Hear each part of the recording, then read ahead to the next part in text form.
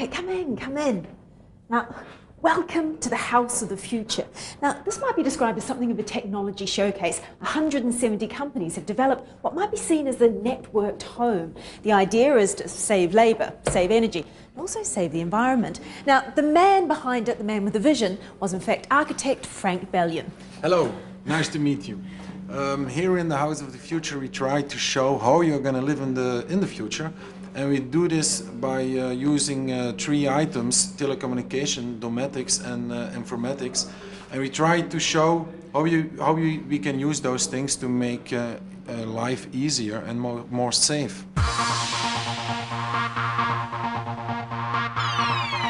Now, in truth, there's little in this house of the future that is genuinely prototype. Instead, the house is more a synthesis of existing technologies, networked together to create new effects. Now, this has required a separate computer room to control all the systems in the house: water, heating, electricity, appliances.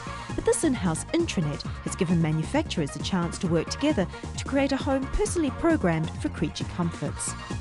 We have here a system with which you are able to control your house totally. I mean, you can control your lights, your heating, your safety system, your curtains, and you can all control that by using the computer, or you can do that even from distance. So you can use your telephone to do it, or you can use a portable computer to do it from wherever you are in the whole world. So it also makes life easier, more comfort.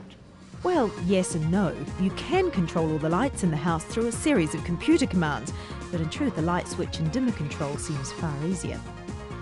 But the computer system can streamline household chores.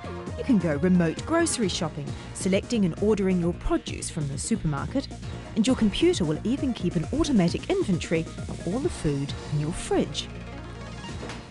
Now, the real beauty of this networked system is that the computer effectively becomes the household shopper. Now, say you're pretty busy, you don't normally have time to order things yourself. Well, with this system, as soon as you're finished with an item, all you have to do is scan in the barcode.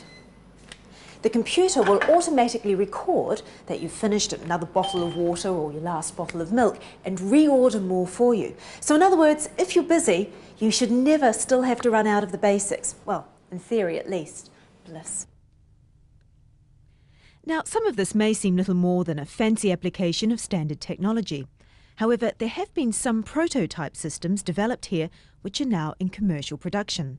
Now, one of these is a security system for vetting visitors, where your computer or television will automatically show who's at the door and record their picture. Hello Joachim, come in! Now when somebody calls, and wherever you are, you can see him on the screen of the computer. And you can do that in your office when you're a few miles away from your house, or you can do it in a distance, for example in New York, when you have a portable with you, and you can even open the door and give him a light, and you can see everything. Of course, you can also lock out unwanted visitors. Now, speaking of unwanted visitors, if you suspect that you've got the odd peeping Tom that might be spying on you, well, now there's technology to get rid of them at the flick of a switch.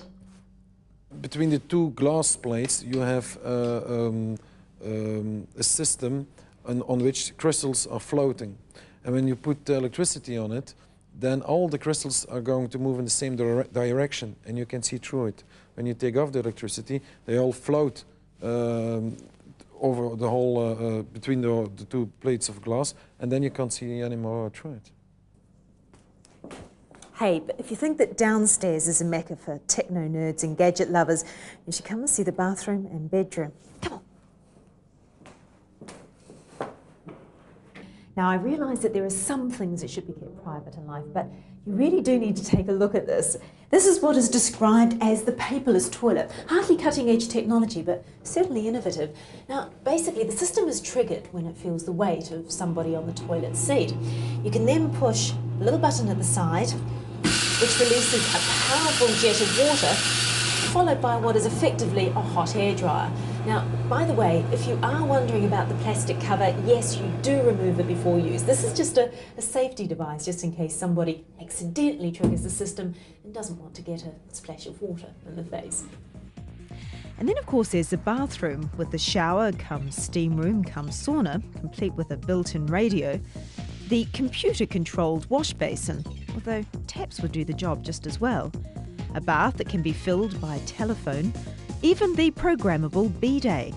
It seems nothing private is sacred from computers. And of course there's the fully equipped home office, complete with video conferencing and language translation facilities.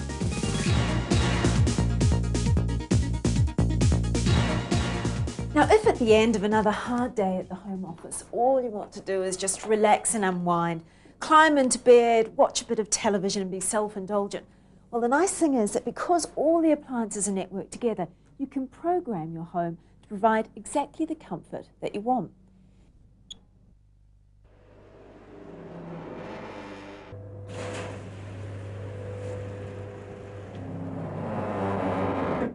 Life in the lap of luxury. But no matter how quirky and appealing these gadgets, there seems to be a range of new technologies that are missing at this house. For instance, artificially intelligent robots, smart machines operating on neural networks, voice-controlled devices, virtual reality rooms.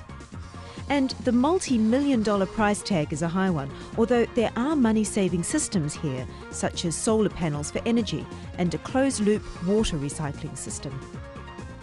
It's also a full-time job to keep everything running smoothly, and it's perhaps this last point, more than anything else, which will always prevent a technology show home like this one from becoming reality on the streets in the near future.